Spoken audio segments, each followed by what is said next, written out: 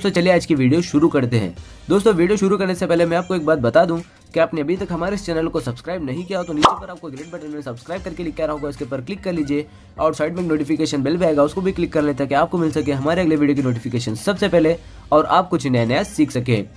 સૌરાષ્ટ્રની એકમાત્ર સ્કૂલ જ્યાં ટ્રસ્ટી તથા સંચાલકો ડોક્ટર, એન્જિનિયર તથા શિક્ષકો છે એવી Kanabar school of science and commerce કાર્યક્ષેત્ર ધોરણ 5 થી 10, 11, 12 સાયન્સ એન્ડ કોમર્સ દીકરાઓ અને દીકરીઓ માટેના ઉજ્જવળ ભવિષ્ય માટે વાલીઓની પહેલી પસંદગી Kanabar school of science and commerce. અહીં છે શ્રેષ્ઠ શિક્ષકો દ્વારા મર્યાદિત સંખ્યામાં વિદ્યાર્થીઓ માટે ભણતર, અલગ અલગ સાયન્સ લેબ, કોમ્પ્યુટર લેબ, દીકરાઓ તથા દીકરીઓ માટે અલગ અલગ હોસ્ટેલ સાથે શુદ્ધ સાત્વિક ભોજનની વ્યવસ્થા, ટ્રાન્સપોર્ટેશનની સુવિધા, જી તેમજ નીટની તૈયારી સ્કૂલમાં જ। તો આથી વિશેષ આપ આપના બાળક માટે શું ઈચ્છો તો આજે જ એડમિશન માટે સંપર્ક કરો।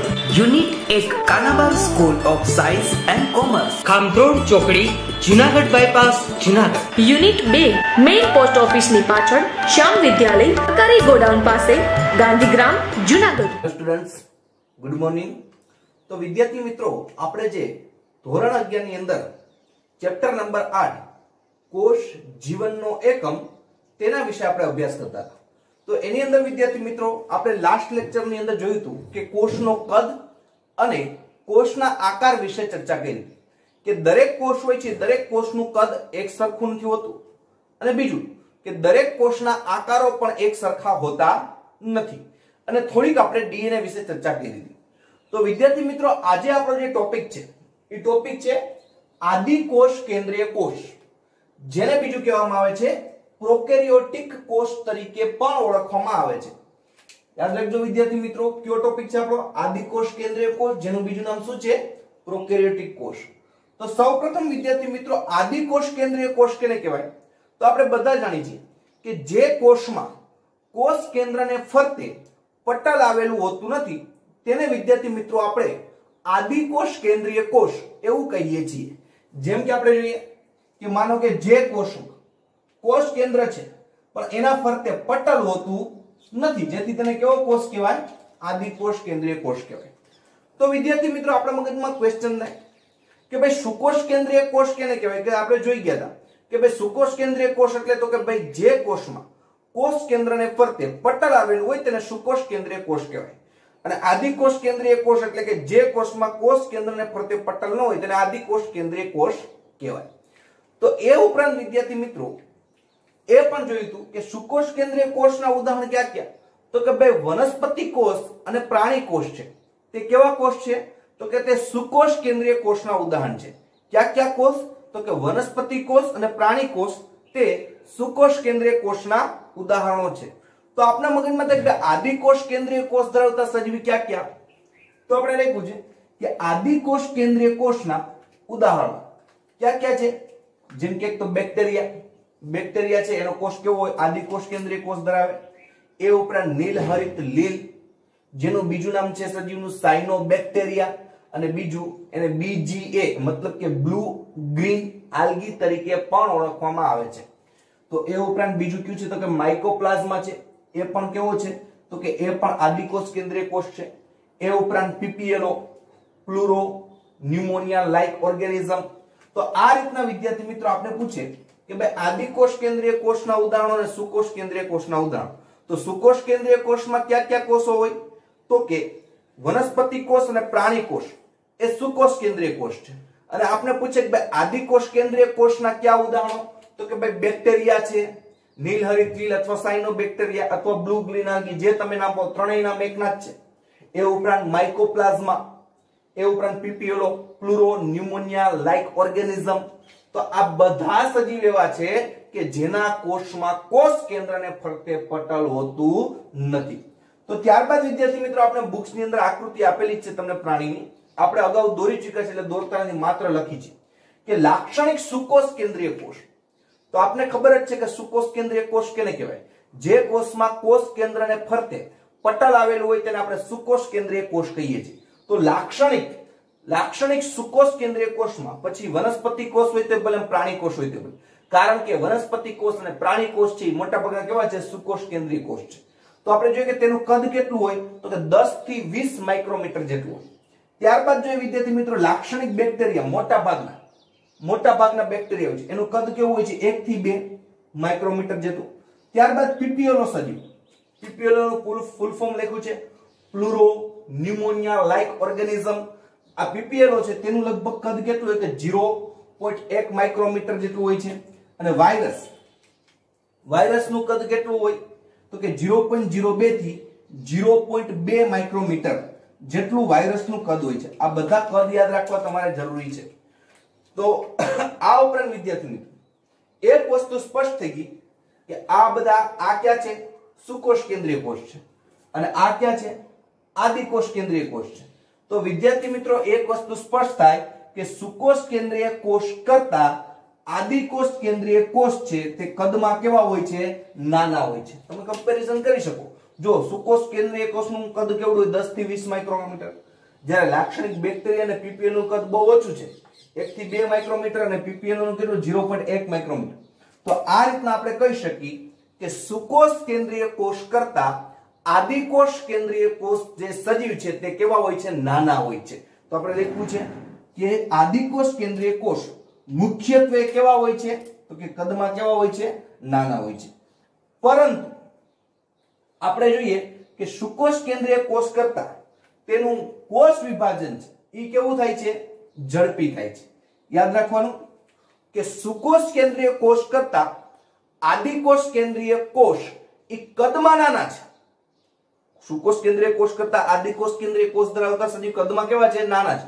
પણ કોષ વિભાજનની પ્રક્રિયા છે એ સુકોષ કેન્દ્રીય કોષ મોટો છે તો એમાં કોષ વિભાજનની પ્રક્રિયા ધીમી છે અને આદિકોષ કેન્દ્રીય કોષ નાનો છે તો એમાં કોષ વિભાજનની પ્રક્રિયા કેવી છે તો કે ઝડપી છે.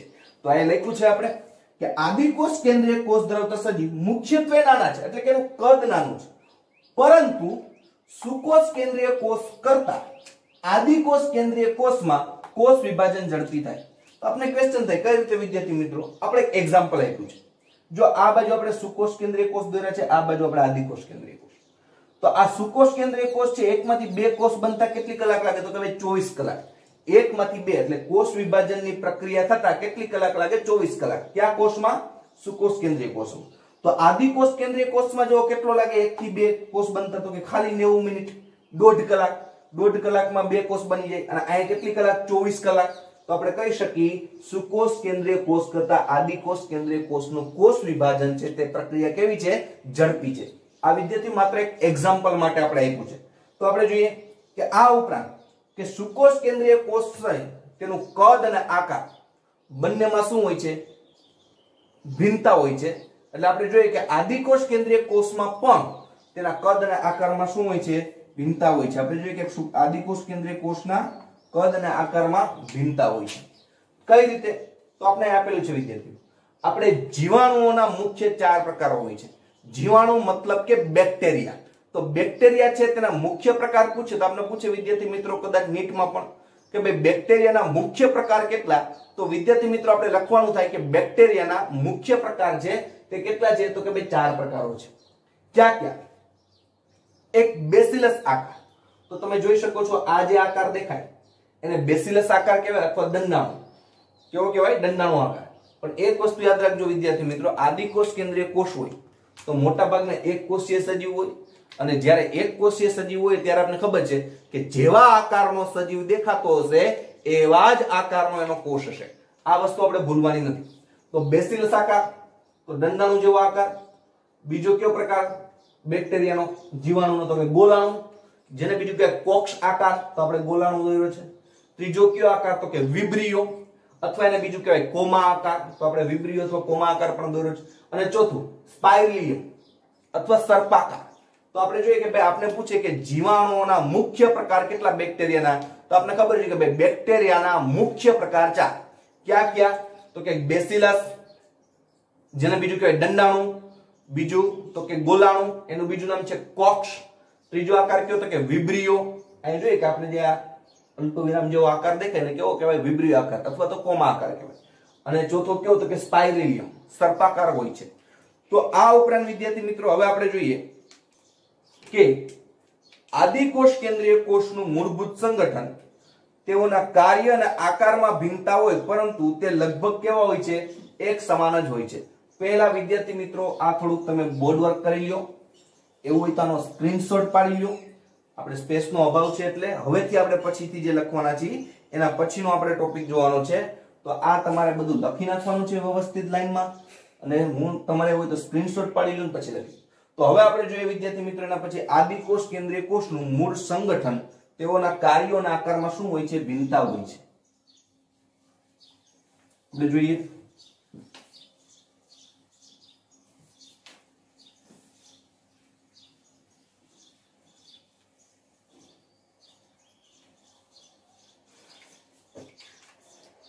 તો વિદ્યાર્થી મિત્રો આદિકોષ કેન્દ્રીય કોષ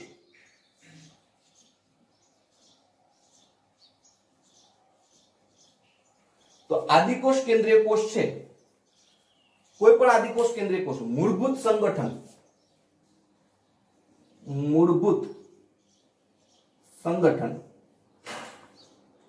તેના કાર્યો અને આકારમાં ભિન્નતા હોય.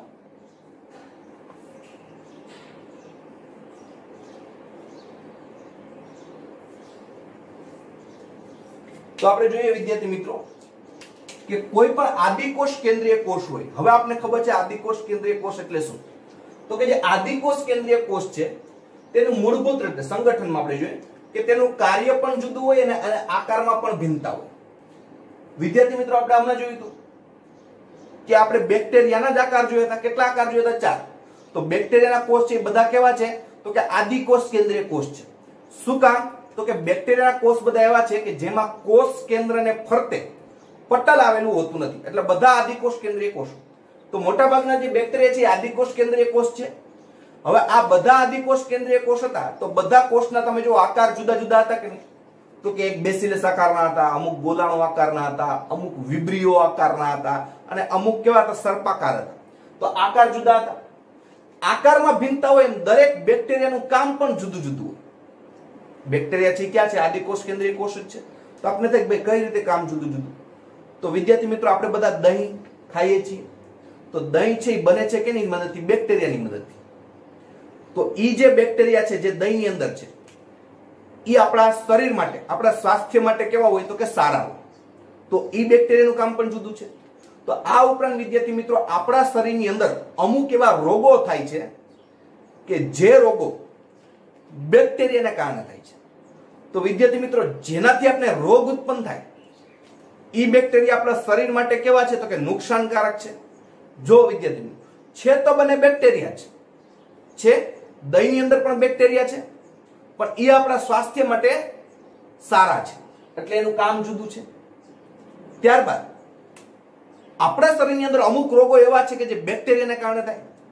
તો એવા બેક્ટેરિયા જે આપણા શરીરની અંદર રોગ ઉત્પન્ન કરે છે, તો એવા બેક્ટેરિયા જે આપણા શરીરની અંદર રોગ ઉત્પન્ન કરે છે તે આપણા માટે કેવા છે? તો કે નુકસાનકારક છે. તો બેનું કાર્ય ભિન્ન છે કે નહીં? છે તો બે બેક્ટેરિયા. તો આ રીતના કે આદિકોષ કેન્દ્રીય કોષના મૂળભૂત સંગઠન, દરેકનું કાર્ય પણ જુદું હોય અને દરેકના આકારમાં પણ શું હોય? ભિન્નતા હોય. કાર્ય કઈ રીતે જુદું? આકારમાં ભિન્નતા આપણે જોઈ, બેસિલસ આકાર, ગોળાણુ આકાર, વિબ્રિયો આકાર, સર્પાકાર આકાર, આકારો જુદા જુદા હોય. અને કાર્યમાં પણ આપણે જોયું જેમ કે દહીંના બેક્ટેરિયા છે તો સ્વાસ્થ્ય માટે સારા છે, દહીં બનાવવાની પ્રક્રિયામાં ઉપયોગી છે. તો અમુક બેક્ટેરિયા એવા છે જે આપણા સ્વાસ્થ્યને નુકસાન કરે છે, રોગો ઉત્પન્ન કરે છે. તો બંને બેક્ટેરિયાનું કામ કેવું છે? જુદું જુદું છે, પણ બધાની રચના કેવી હોય? એક સમાન હોય. ભલે બેક્ટેરિયાનો આકાર જુદો હોય, બેક્ટેરિયાનું કાર્ય જુદું હોય, છતાં પણ તેની રચના કેવી હોય? એક સમાન હોય. તો આપણે લખી છતાં કેવા હોય છે? એક સમાન. જોઈએ આપણે કઈ રીતે? આપણે જોયું કે દરેક બેક્ટેરિયા છે તેનું કાર્ય અને આકારમાં શું હોય? ભિન્નતા હોય, પણ છતાં પણ એક સમાન હોય. આપણે પ્રશ્ન થાય કઈ રીતે એક સમાન? એટલે કે એનું બંધારણ છે તે કેવું હોય છે? એક સરખું હોય છે. તો આપણે લખી બધા આદિકોષ કેન્દ્રીય કોષમાં કોષ રસ પટલને ફરતે કોષ દિવાલની હાજરી હોય છે. આપણે લખી બધા આદિકોષ કેન્દ્રીય કોષમાં, બધા આદિકોષ કેન્દ્રીય કોષમાં કોષરસ પટલને ફરતે કોષરસ પટલને ફરતે કોષ દિવાલની હાજરી હોય છે. ફરતે શું હોય? કોષ દિવાલ. તો વિદ્યાર્થી મિત્રો આપણે કીધું કે આદિકોષ કેન્દ્રીય કોષના મૂળભૂત સંગઠન આપણે જોયું કે દરેક બેક્ટેરિયાનું કામ પણ જુદું છે અને દરેક બેક્ટેરિયાનો આકાર પણ જુદો છે. જો વિદ્યાર્થી મિત્રો આપણે ખાલી બેક્ટેરિયા જ આદિકોષ કેન્દ્રીય કોષમાં નથી આવતા, ઘણા આવે છે. બેક્ટેરિયા આવે, સાયનોબેક્ટેરિયા, નીલહરિત લીલ છે, પીપીએલઓ છે, બરોબર છે. બધા આદિકોષ કેન્દ્રીય કોષના ઉદાહરણ. પણ આપણે સમજવા માટે આપણે એનું ઉદાહરણ લીધું છે કે કાર્યો અને આકારમાં શું છે? ભિન્નતા છે, છતાં એક સમાન છે. શું? તો કે કોષરસ પટલના ફરતે શું હોય છે? કોષ દિવાલ તેની હાજરી હોય છે દરેક આદિકોષ કેન્દ્રીય કોષમાં. તો પહેલા આપણે દોરી કોષરસ પટલ.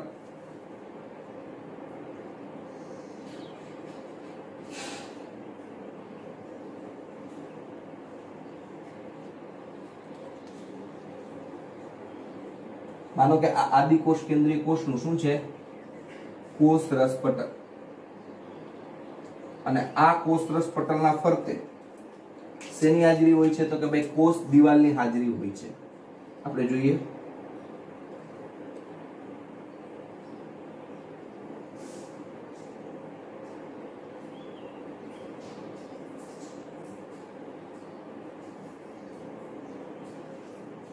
આના ફરતે શું છે? કોષ દિવાલ.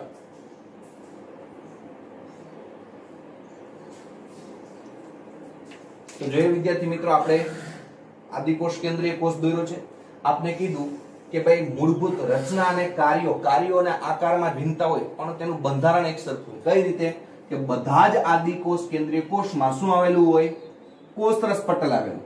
કદાચ બેસિલસ આકારનો હોય, કદાચ વિબ્રિયો આકારનો હોય, કદાચ તે સર્પાકાર આકારનો હોય અથવા બીજા કોઈ પણ આકારનો હોય, પણ એમાં ફરજિયાત શું આવેલું હોય? કોષના ફરતે કોષરસ પટલ અને એના ફરતે શું હોય?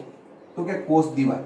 પણ વિદ્યાર્થી મિત્રો આ આદિકોષ કેન્દ્રીય કોષનો એક સજીવ એવા પણ છે કે જે અપવાદરૂપ છે કે જેમાં કોષ દિવાલની ગેરહાજરી હોય.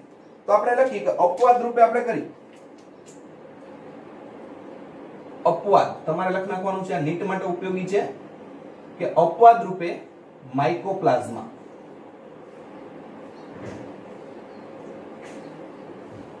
અપવાદ રૂપે કયું? માઇકોપ્લાઝ્મા. કારણ કે માઇકોપ્લાઝ્મા સજીવ છે તો આદિકોષ કેન્દ્રીય કોષ, પણ એના કોષરસ પટલના ફરતે કોષ દિવાલની ગેરહાજરી હોય. આ એક આદિકોષ કેન્દ્રીય કોષ ધરાવતો એવો સજીવ છે કે જેમાં કોષ દિવાલ હોતી નથી. બાકી બધા જ જે આદિકોષ કેન્દ્રીય કોષ ધરાવે એટલે કે જેના કોષ કેન્દ્રના ફરતે પટલ આવેલું ન હોય એવા જે સજીવ છે એ બધા સજીવમાં કોષરસ પટલ ફરતે કોષ દિવાલ હોય. પણ આ એક માઇકોપ્લાઝ્મા સજીવ એવો છે કે જે છે તો આદિકોષ કેન્દ્રીય કોષ એટલે કે તેમાં કોષ કેન્દ્રને ફરતે પટલ નથી અને એ ઉપરાંત છતાં પણ તે કેમની ગેરહાજરી જોવા મળે છે? કોષ દિવાલ તેમાં હોતી નથી. એટલે આપણે લખ્યું છે અપવાદ રૂપે માઇકોપ્લાઝ્મા. કારણ કે તેમાં શું ન હોય? કોષ દિવાલ ન હોય. કારણ કે તેમાં કોષ દિવાલ ન હોય. કારણ કે તેમાં કોષ દિવાલ આવેલી હોતી નથી. તો આ ઉપરાંત વિદ્યાર્થી મિત્રો આપણે જોઈએ કે કોષમાં આપણો કોષ વિસ્તાર છે. તરલ આધારક દ્રવ્ય હોય જેને શું કહેવાય? કોષરસ. આ કોષમાં આ રીતના શું આવેલું હોય? તરલ આધારક દ્રવ્ય દેખાય છે વિદ્યાર્થી મિત્રો. દ્રવ્ય જેને શું કહેવાય? કોષરસ. આપણે જોઈએ કે કોષમાં એટલે કે આદિકોષ કેન્દ્રીય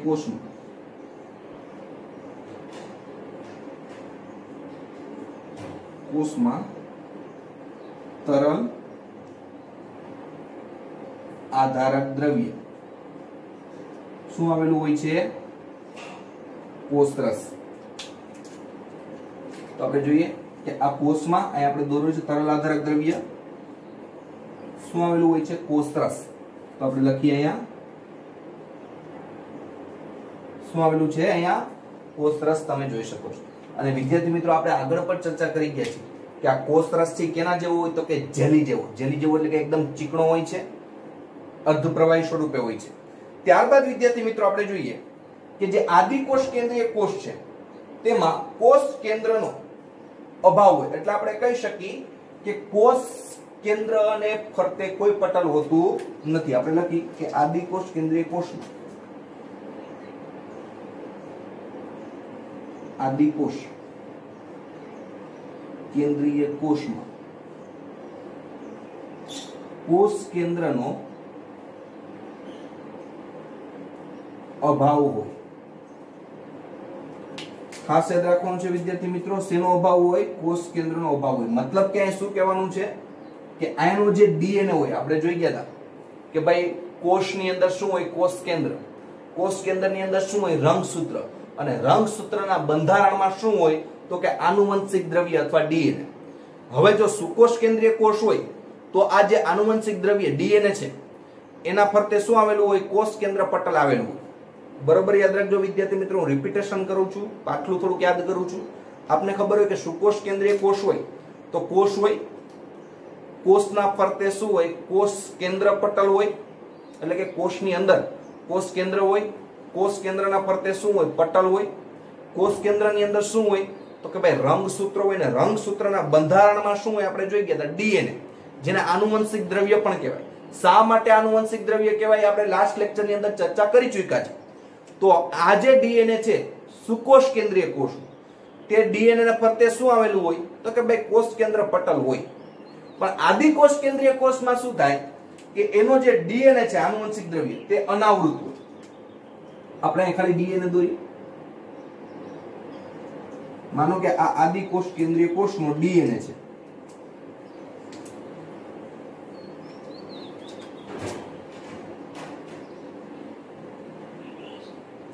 આ આદિકોષ કેન્દ્રીય કોષનું શું છે તો કે ડીએનએ છે. આપણે જોઈએ કે આ કેવી દેખાતી હોય? એકદમ ગૂંચળામય રચના હોય, પણ એને ઝૂમ કરી ત્યારે આપણે ડીએનએ દેખાય છે. તો આ આદિકોષ કેન્દ્રીય કોષનો ડીએનએ છે. તો આ ડીએનએ ફરતે આવું કોઈ પટલ હોતું નથી, કારણ કે કોષ કેવો છે? આદિકોષ કેન્દ્રીય કોષ, એટલે કોષ કેન્દ્રને ફરતે પટલ હોતું નથી. તો આપણે લખી શકીએ અહીંયા કે આદિકોષ કેન્દ્રીય કોષમાં આનુવંશિક દ્રવ્ય ડીએનએ, આનુવંશિક દ્રવ્ય ડીએનએ કેવું હોય છે? અનાવૃત હોય છે. યાદ રાખજો, આનુવંશિક દ્રવ્ય ડીએનએ કેવું હોય છે? અનાવૃત હોય. પણ કેમાં? તો કે આદિકોષ કેન્દ્રીય કોષમાં. બરાબર. સુકોષ કેન્દ્રીય કોષ હોય તો આપને ખબર છે કે કોષ હોય, કોષની અંદર કોષ કેન્દ્ર હોય, કોષ કેન્દ્રને ફરતે પટલ હોય. તો કોષ કેન્દ્રની અંદર જ બધું હોય. શું હોય તો કે ભાઈ રંગસૂત્ર હોય, અને રંગસૂત્રના બંધારણમાં શું છે? ડીએનએ છે. તો આપણે અહીં લખ્યું કે આદિકોષ કેન્દ્રીય કોષનું જે આ ડીએનએ છે, બરાબર છે, આપણે લખી આ શું છે? ડીએનએ. બરાબર છે. પણ આ ડીએનએ છે એ કેવો હોય છે તો કે અનાવૃત હોય છે. અનાવૃત એટલે કે એના ફરતે કોઈ કોષ કેન્દ્રને ફરતે પટલ હોતું નથી, એટલે કેવું કહેવાય? કોઈ પણ આવરણ વગરનું હોય, એટલે અનાવૃત હોય છે. યાદ રાખવાનું છે વિદ્યાર્થી મિત્રો, આપણે એની પર વજન મેળવી છે કે અહીંયા જ્યારે આદિકોષ કેન્દ્રીય કોષ હોય ત્યારે એનું જે આનુવંશિક દ્રવ્ય એટલે કે જે ડીએનએ છે તે કેવું હોય છે તો કે અનાવૃત હોય છે. કોઈ પણ પટલથી તે કેવું નથી હોતું? આવૃત હોતું નથી. તો આપણે કહી શકીએ કે અનાવૃત એટલે કે કોષ કેન્દ્ર પટલથી આવૃત હોતું નથી. આપણે લખી અનાવૃતનો મતલબ શું થાય તો કે કોષ કેન્દ્ર પટલથી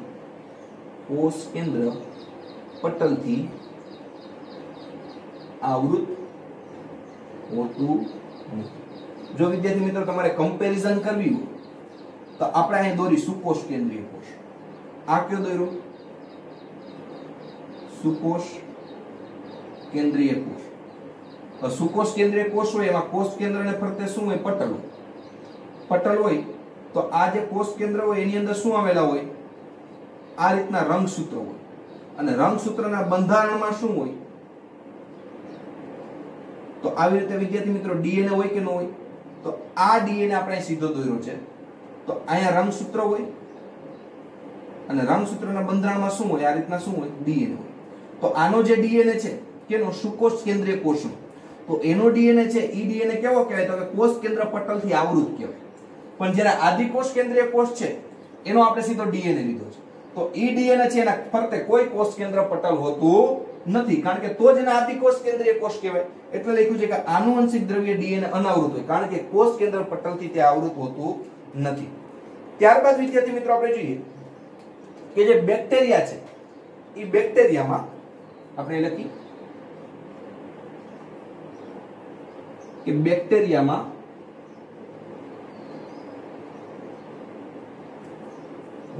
આપણે જોઈએ કે આનુવંશિક ડીએનએ ઉપરાંત આનુવંશિક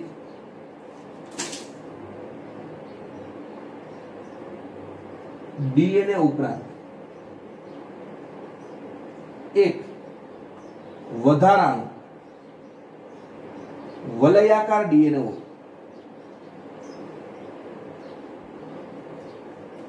તેને પ્લાઝમિડ કહે છે. તેને વિદ્યાર્થી મિત્રો શું કહેવાય છે? પ્લાઝમિડ. આપણે જોઈએ કે તેને શું કહેવામાં આવે છે તો કે પ્લાઝમિડ કહે છે. હવે આપણે જોઈએ વિદ્યાર્થી મિત્રો કે બેક્ટેરિયા એક સજીવ છે, આપણે જોઈ ગયા એમાં આનુવંશિક ડીએનએ તો હોય. આપણે જોઈએ કે આ કયો છે? આનુવંશિક ડીએનએ. બરોબર છે કે જે કેવો હોય છે એ તો હોય છે, પણ એક વધારાનું ડીએનએ હોય. અને ઈ ડીએનએ કેવું હોય તો કે વલયાકાર હોય. આપણે દોરીએ અહીંયા આ રીતે એક વધારાનું ડીએનએ હોય અને એ કેવું હોય? વલયાકાર. વલયાકાર એટલે ગોળ.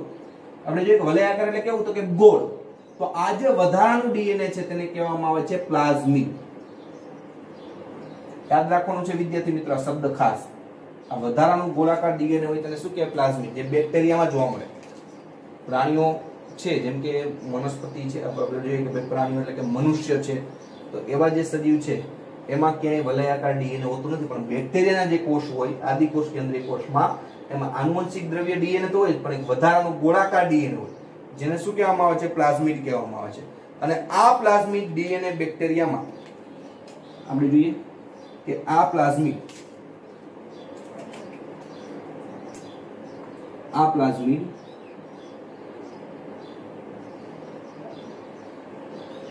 ડીએનએ બેક્ટેરિયામાં શું કરે છે તો કે બાહ્ય સ્વરૂપીય લક્ષણો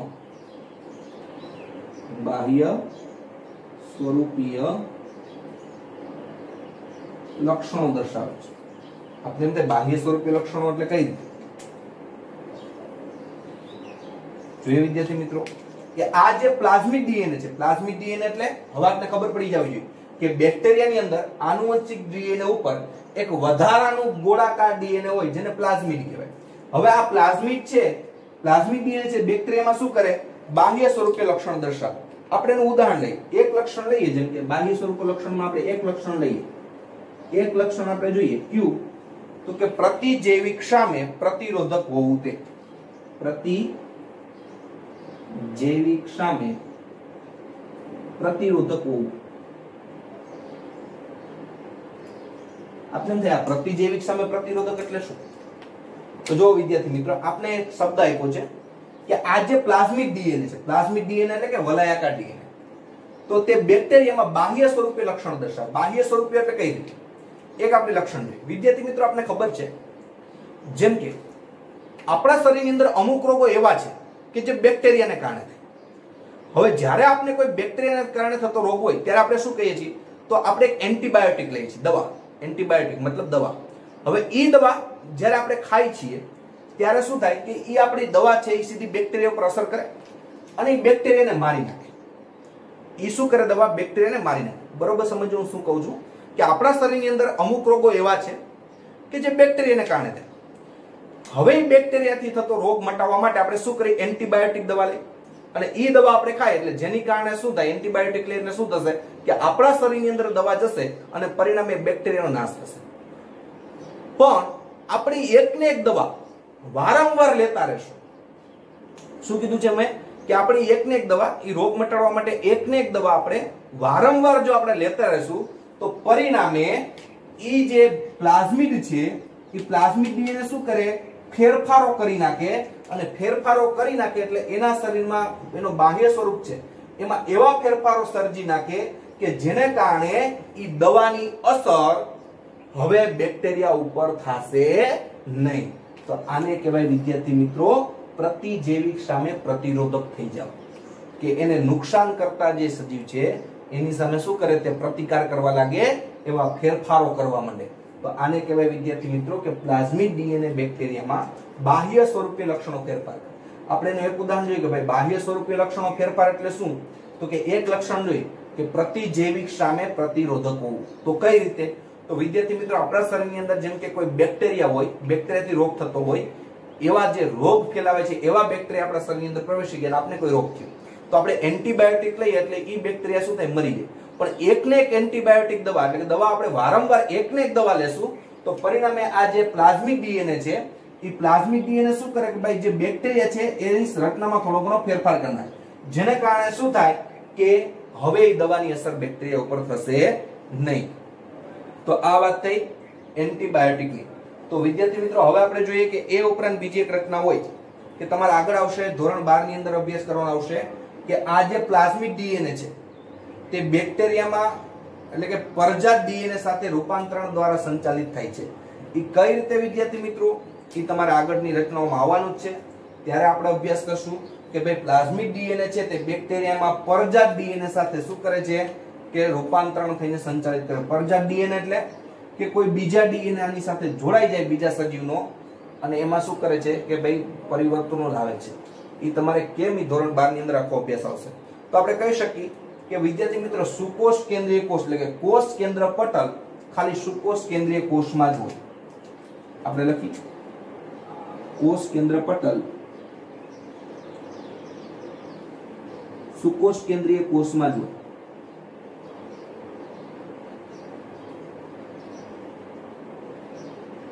આદિકોષ કેન્દ્રીય કોષમાં કોષ કેન્દ્ર પટલ હોતું નથી. બીજું કે એક રિબોઝોમ સિવાયની આદિકોષ કેન્દ્રીય કોષમાં સુકોષ કેન્દ્રીય કોષ જેવી કોઈ અંગિકા હોતી નથી.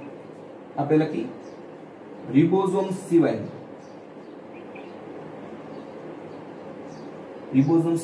કોઈ પણ અંગિકા કે જે સુકોષ કેન્દ્રીય કોષમાં હોય, સુકોષ કેન્દ્રીય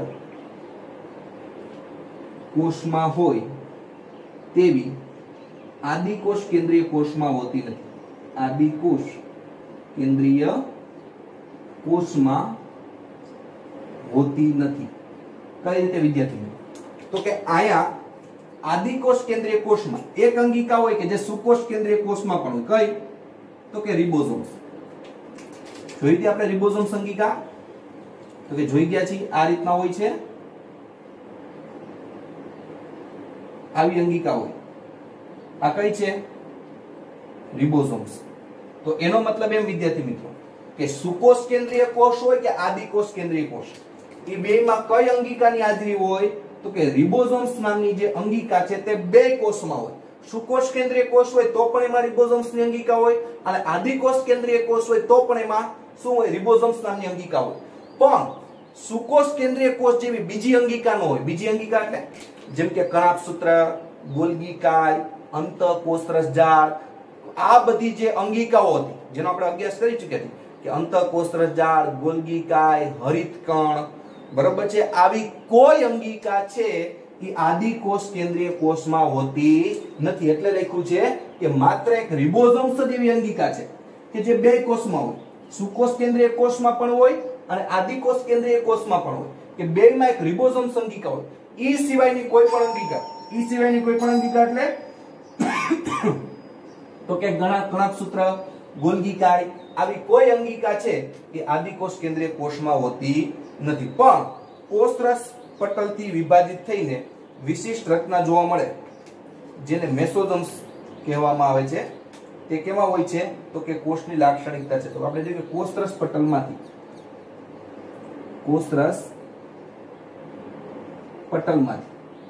આ જે કોષરસ પટલ છે તેમાંથી આપણે જોઈએ વિશિષ્ટ રચના. કોષરસ પટલમાંથી વિશિષ્ટ રચના કઈ છે? મેસોઝોમ્સ હોય છે. કઈ અંગિકા હોય છે? તો કે મેસોઝોમ્સ. તો આપણે જોઈએ કે કોષરસ પટલમાંથી અહીંથી એક વિશિષ્ટ રચના નીકળે છે.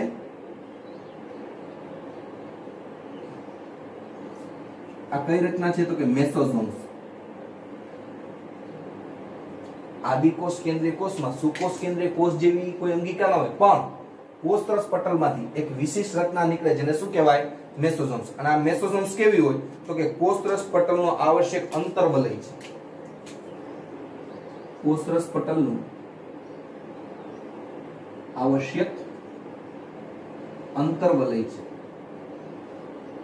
આવશ્યક અંતર્વલય એટલે કે કોષરસ પટલમાંથી તમે જુઓ છો, કોષરસ પટલમાંથી નીકળી છે એટલે કે કોષરસ પટલમાંથી અંતર્વલય, અંતર્વલય એટલે અંદરની બાજુ વળાંક પામે છે. જુઓ છે અંદરની બાજુ વળાંક પામ્યો એટલે આને શું કહેવાય? અંતર્વલય. બરોબર યાદ રાખજો કે સુકોષ કેન્દ્રીય કોષ જેવી આદિકોષ કેન્દ્રીય કોષમાં કોઈ અંગિકા ન હોય, ખાલી એક અંગિકા હોય, કઈ? રિબોઝોમ્સ. ઈ સિવાય બીજી એક કઈ ન હોય, કણાભસૂત્ર, ગોલ્ગી કાય, હરિતકણ, આવી કોઈ અંગિકા આદિકોષ કેન્દ્રીય કોષમાં નથી. પણ આદિકોષ કેન્દ્રીય કોષમાંથી આ જે કોષરસ પટલ છે એમાંથી એક વિશિષ્ટ રચના નીકળે જેનું નામ શું આપ્યું વૈજ્ઞાનિકોએ? મેસોઝોમ્સ. અને આ વિશિષ્ટ રચના કઈ રીતે હોય? તો કે કોષરસ પટલમાંથી, આ કોષરસ પટલ છે, અંતર એટલે કે અંદરની બાજુ, આ અંદરની બાજુ છે, શું પામે? વલય પામે, એટલે કે અંતર વલય પામેલી વિશિષ્ટ રચના જોવા મળે જેને શું કહેવાય? મેસોઝોમ્સ કહેવાય છે. તો આ વિદ્યાર્થી મિત્રો વાત થઈ આદિકોષ કેન્દ્રીય કોષની સામાન્ય ચર્ચા થઈ. હવે વિદ્યાર્થી મિત્રો આપણે આગલા લેક્ચરની અંદર કોષીય આવરણ અને તેના રૂપાંતરો વિશે આપણે થોડો અભ્યાસ કરશું. તો આ ટોપિક વિદ્યાર્થી મિત્રો આપણે અહીં રાખી આદિકોષ કેન્દ્રીય કોષ અથવા પ્રોકેરિયોટિક કોષ છે તેને. હવે આપણે એના વિશે સમજશું કે આદિકોષ કેન્દ્રીય કોષમાં કોષીય આવરણો વિશે અભ્યાસ કરશું નેક્સ્ટ લેક્ચરની અંદર. ઓકે વિદ્યાર્થી મિત્રો.